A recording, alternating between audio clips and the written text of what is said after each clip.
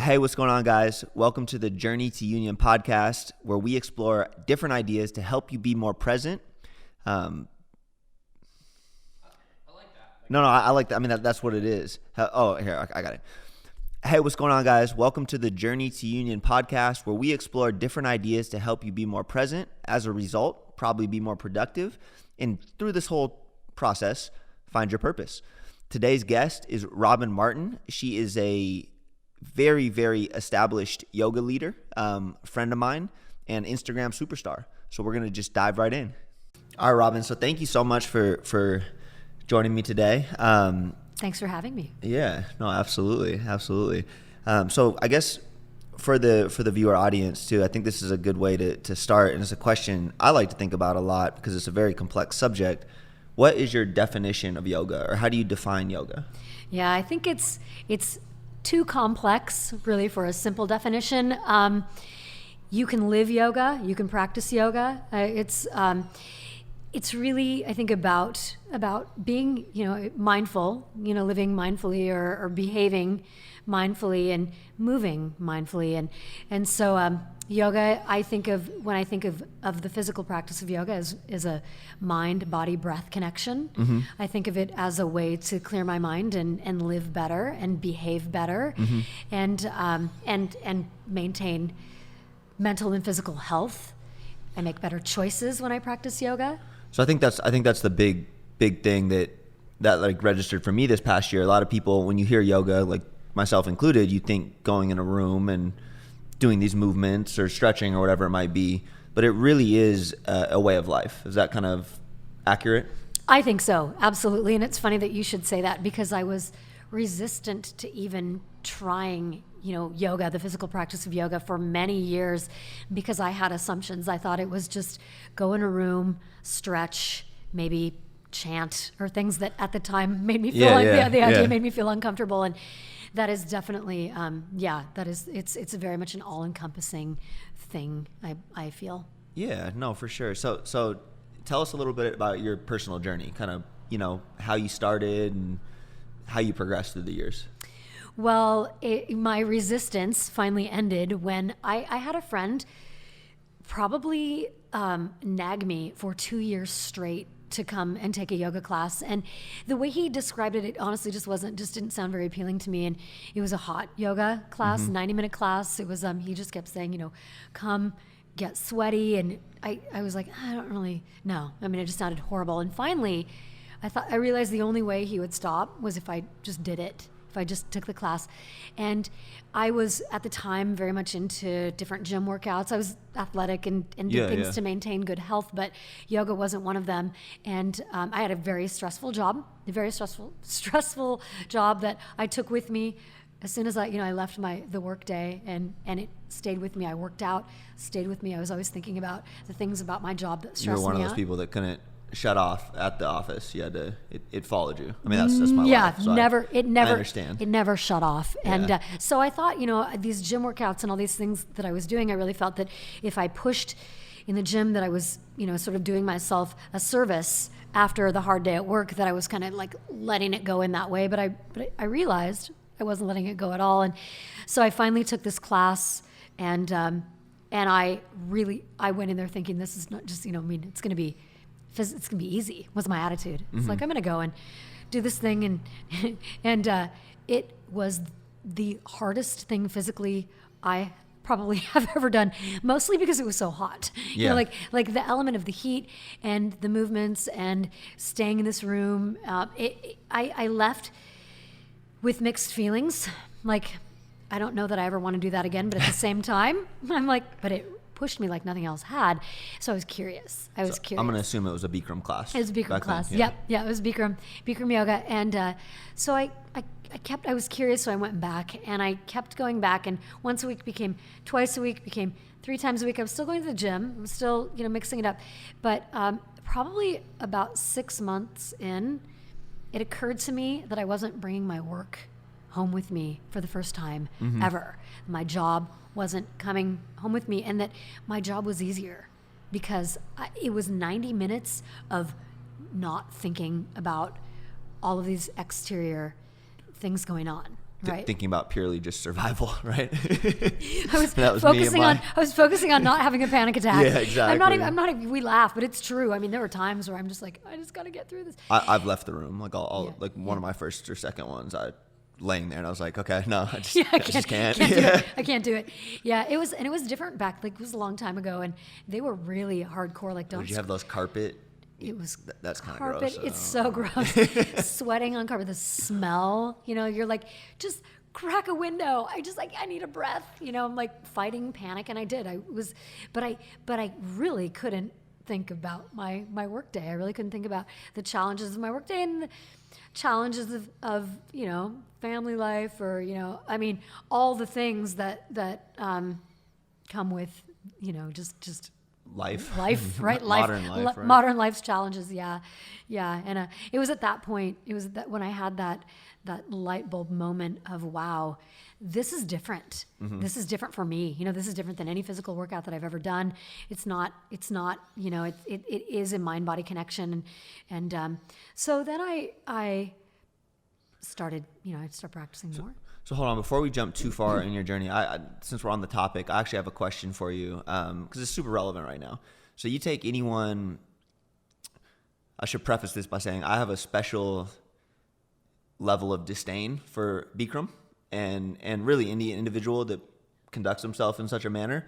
And that has left this, there's a very obvious stain on yoga, like the concept of yoga, because of, the negative publicity he's brought on everything. So how, as someone who's very, very prevalent in the community, how as a community does yoga, I guess, conceptually move past the idea of Bikram and some of these nasty connotations that come with it? Because it's a real thing. It happened. There's been sexual abuse. And like, how as a community, can the door be slammed on that and progressions be made towards true, pure living yoga? Yeah, well, I think the challenge with many I guess you could say, even in the entertainment business, or in different things where there's a lot of publicity, where there's people who have risen to the top, and there's a certain level of fame, mm-hmm. if you will. In the case of Bikram, in the case of John Friend, who is a different arm of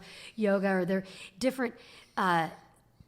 Males in particular, I would say, that are on the spotlight of, they unfortunately, people will take advantage of their position of power in ways that impact people in detrimental and horrible ways. But I think that's more of a personality issue, and we need to get back to the yoga itself, mm-hmm. because even Bikram yoga itself has brought so many people to the practice of yoga, mm-hmm. whether take myself included, right? Like, Yourself included, and so many people that I know who have, just it's like a way in. And when I did my original 200-hour yoga teacher training back in 2011, we talked about yoga, styles of yoga, and a lot of people even then were like, that's it's this kind of a trendy thing, and it's not real yoga, or whatever you want to say. But I wouldn't say that there's any one style of yoga that's bad. There are people that are bad. The yoga itself is not bad. Mm-hmm. So you have to differentiate. You have to take the person out of the practice. Absolutely. And the behavior out of the practice.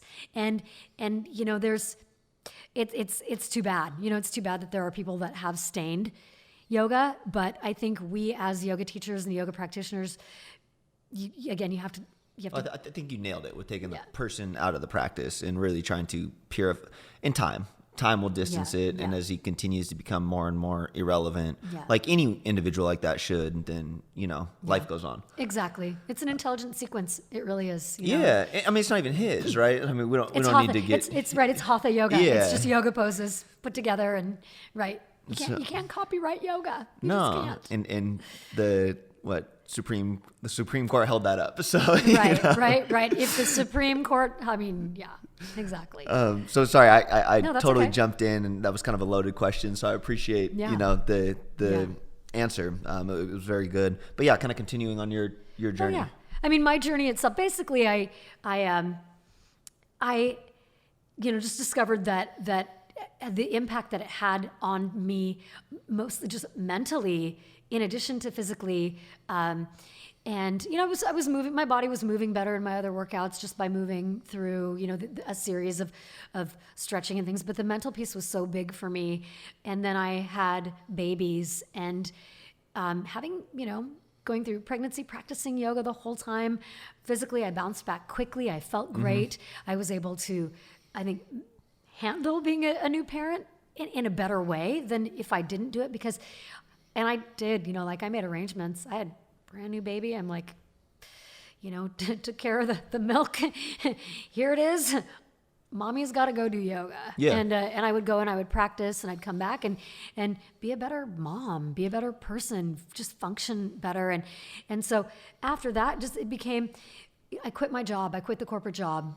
I stayed home with babies. That wasn't for me. I'm not designed to be a stay-at-home mom. I'm designed to share, to do something. And I just was like, what? I have kind of a limited amount of time. What can I do? What am I passionate about? What do I love in yoga? So that's why I decided to teach, because it worked with being a parent with kids that were little, and it allowed me to give back what I had been given, which is a gift. I truly believe yoga is a gift. Oh, absolutely. And you've reached, so yeah, speak to kind of, because you've reached hundreds of thousands of people, millions of people through social media, and just kind of speak to the power of that and how you've been able to. I've always admired how social media is a double blade, right? It can work in a number of different ways, but I feel like you've always used it to positively impact people through the power of yoga. So I'd love to hear kind of that journey and kind of how you think about it and how, that shaped your own practice and all that good stuff. Well, I think for me, it was such an organic process that it wasn't an intention. I didn't intend to grow a big social media account. I had friends that were on there and that were talking about this community. And I'm like, well, that's pretty cool, because there really isn't a community on Facebook. At least there wasn't then, of the way I was hearing it described. And I had done some photo shoots that I felt were pretty special and hadn't really shared the photos. And so I just thought, you know what, I'll just put them out there. And if people see them, great. If not, oh well. I didn't know what a hashtag was.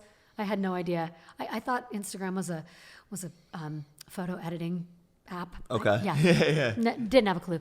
So I shared some photos, and they ended up, I think, being reshared. And so just sort of became this exponential growth. And I realized as a teacher that I had a responsibility to share my best knowledge as I started to grow this following. And I think that became more of a realization as I saw things that I felt weren't responsible on there. I'm like, I saw people sharing things that I deemed as dangerous.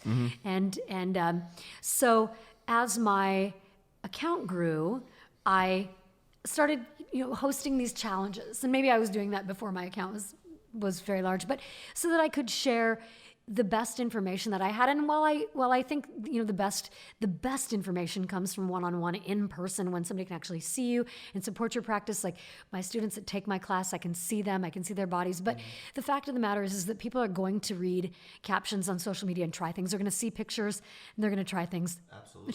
It's just the way it is. And even though I put stuff out there that I wouldn't recommend you try necessarily without proper, without years of experience maybe, or like properly preparing your body. I thought about doing the one in Greece on the rocks, but that's probably not for me anytime soon.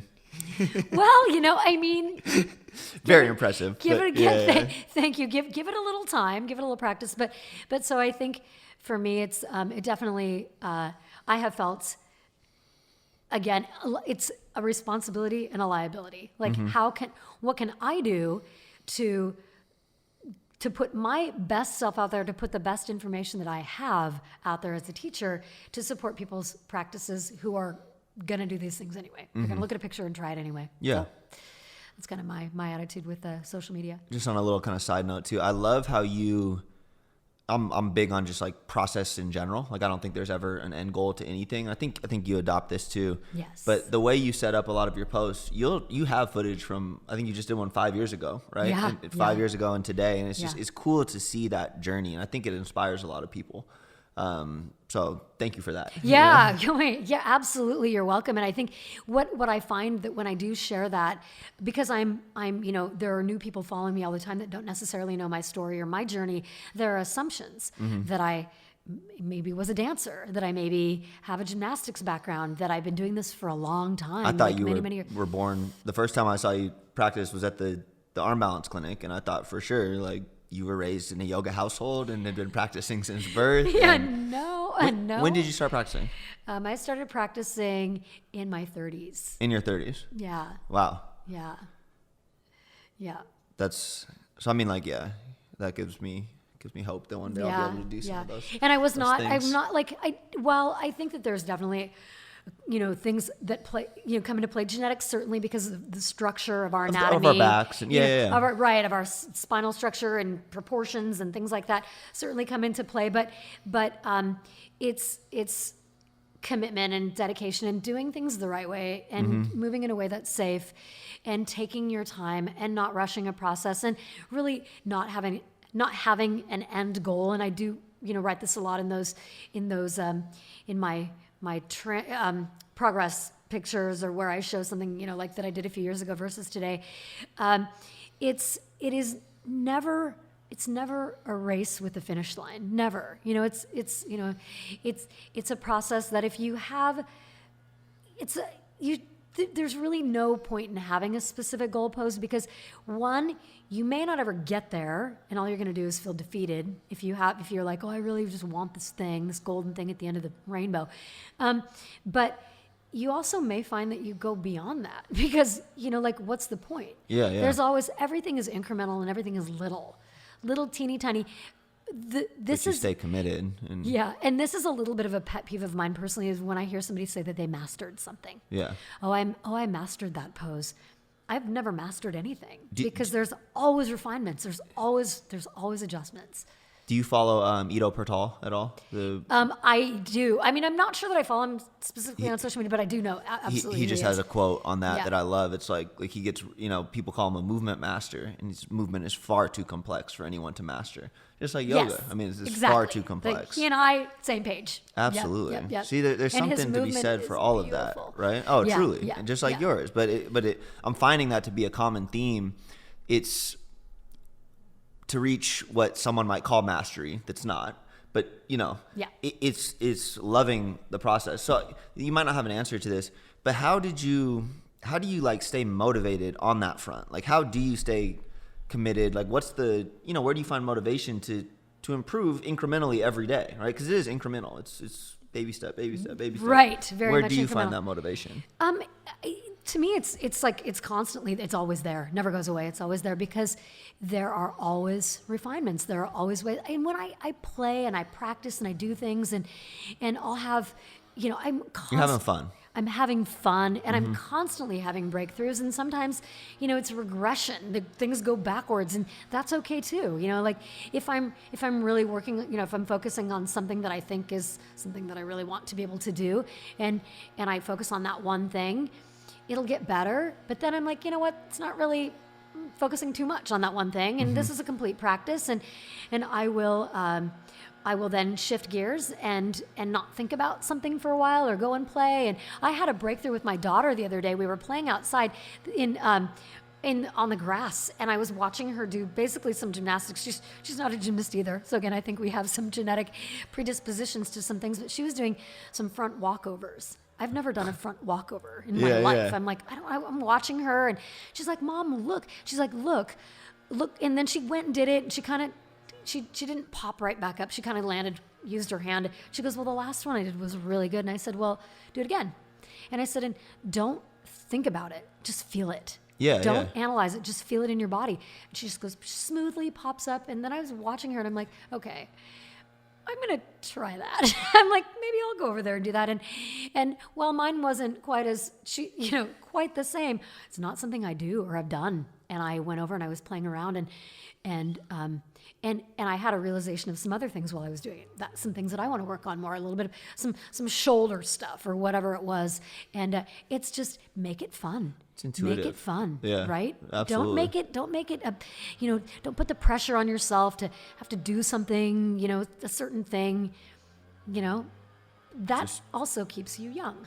It's Yeah, keeping it fun, no, I like right? that. So on that note, really quick too, what message would you have for someone that might think they're like, too old to start yoga or not flexible enough? Yeah, which is, you ask that, any yoga teacher will say the same thing. You just shake your head and you're like, if you think you're too old, if you think you're too, inflexible, then that's just silly. There's no such thing as being too old to move your body. You will only improve. You will only improve the way you function, the way you move, if you move. Yeah. If you don't move, that's where you will have problems. You get degeneration. Right. You yeah. get, right. I can go into the physiology for hours on end, and you probably know, like talking about the fascia and the connective tissue, the myofascial release and the movement and the hydration of the tissue and the function of the joints, all day long. Movement is what keeps us functional, is what keeps us young. And flexibility comes with movement, so it's just a combination of things. If you're tight, move, hydrate your joints. You'll gain flexibility. You don't just want to be flexible. You don't just want to be tight. You want to meet it in the middle. You want to close the gap. You want to have a healthy function. You want to be functional. Exactly. You want to be functional. So continuing that, and I know as much as I will try, I'm not going to get you to share your age, but do you have any secrets for me and everyone watching, on the field of anti-aging? Like, you've done a very good job. Again, like, I know we're not gonna, I know we can't coax age out of you, but I will say, like, I'm a woman. We just don't like to reveal that about ourselves. But yeah, I think that just moving, and I mean, I think that I can thank my parents for, for, I think I got some decent skin out of genetics. But I also will say, besides all the physical, moving every day, when you're not stressed out, yoga is it's this, I mentioned the mind-body connection. I believe that it helps so much with my own level of stress. I think that things like that age you, if you're always, I think stress ages you horribly. Right? Horribly. So what can you do to keep a calm, to keep a balance? Yeah. And that to me has a huge impact. Moisturizing, wear sunscreen, right? Those are huge for me. Like, I used to be, my friends when I was in college made fun of me because I moisturized every night before I went to bed, like every night. And they're like, and I think I remember one of my roommates kind of teasing me, but saying, well, in the end, you'll probably be, you'll look better. But that, and how can you alleviate stress? You move your body, exercise, like, this keeps us healthy. This keeps our blood pumping. Go ahead. You look like you're ready to ask. No, honestly, okay. I'm absorbing most of it, and I'm happy I just started moisturizing recently, so I'm all over it. Yeah, well, you're a baby. You're in good shape. You start early, right? Yeah, right. Start now. Good habits while you're young. Yeah.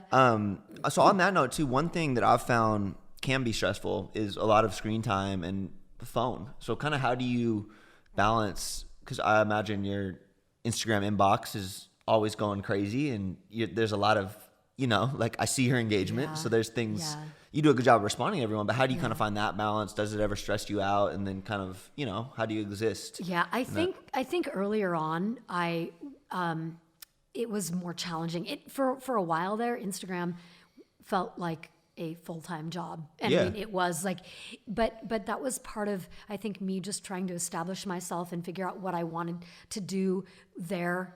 Having grown this following organically, I'm like, okay, well, now that I have this, what happens too in the beginning is brands start contacting you all over the place, and they want you to, and you're like, wow, this is great. I get a free outfit for a post shirt, and pretty soon you've overcommitted yourself. You've got 17 million different products coming your way. You're like, mind is scrambling. That was hard. Then I had to just at a point, I'm like, I don't, integrity comes into play. I don't want to share something that I wouldn't actually wear, that I wouldn't actually consume or whatever. So you start to realize what you can manage, or at least in my case, I just started to push things aside that made no sense for me.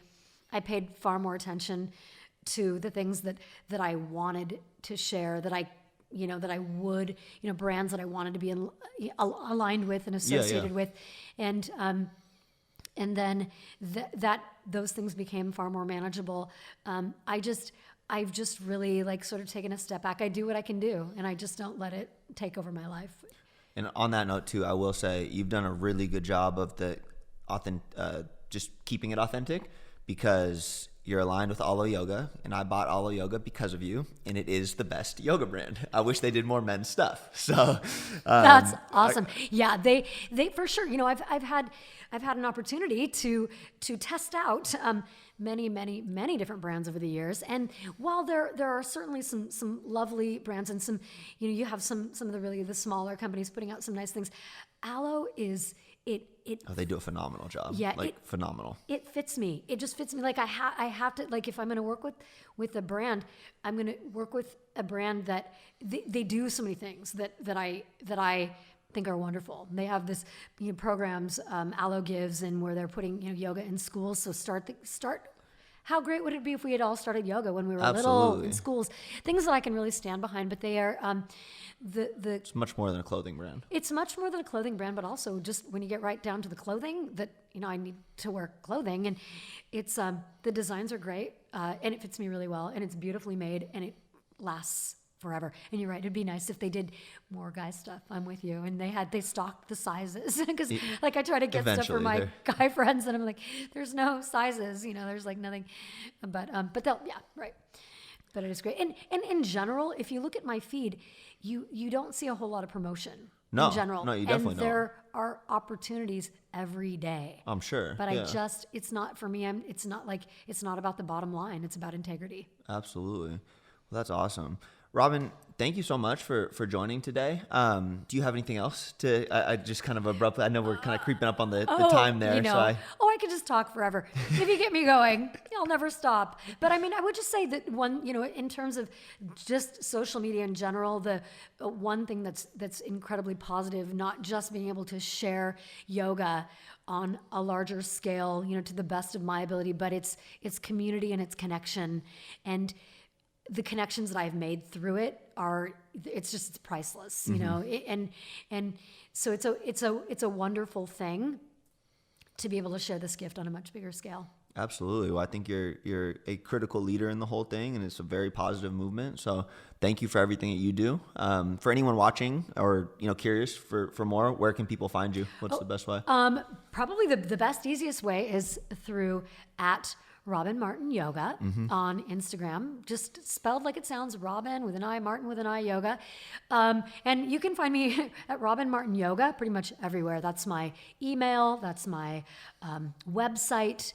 I have a Facebook yoga page, Robin Martin Yoga. So. I have to ask too, do you have what's the status of retreats right now with the coronavirus situation and whatnot? Yeah. I know you had a couple scheduled, but... Yes. I had one scheduled in May in Mexico. So sad. It's canceled. We've had to cancel. Yeah, it's canceled. And we haven't made plans to reschedule because we have other retreats already out there. So right now, Greece, going to Mykonos in Greece in October, that is still... It's still happening as far as we know. Yeah, it's still. We've been in constant communication with the retreat center that we are. It's not even so much a retreat center. It's a boutique hotel in Mykonos, but the gals that run the retreats there, and we're feeling positive that we'll be able to do that. And we do have quite a few people registered, so really hoping that we can do that. I think at that point we are all going to be so ready. If it doesn't happen, it'll be really disappointing.